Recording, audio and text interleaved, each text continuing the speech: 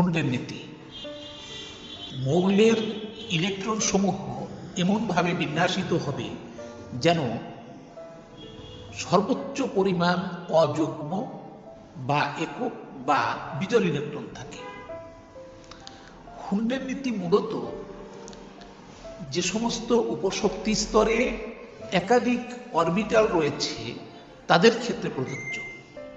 এ কারণে এস উপশক্তি স্তরের ক্ষেত্রে খুন্ডের নিয়ম প্রযোজ্য হবে না।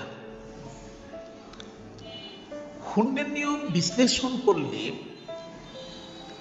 একথা বলা যায় যে ইলেকট্রন সমূহ একাধিক অরবিটাল বিশিষ্ট উপশক্তি স্তরের প্রতিটি অরবিটালে প্রথমে একটি একটি করে ইলেকট্রন একই স্পিনে যাবে, অতঃপর ইলেকট্রন থাকলে পুনরায় বিপরীত স্পিনে একটি একটি করে ইলেকট্রন যাবে।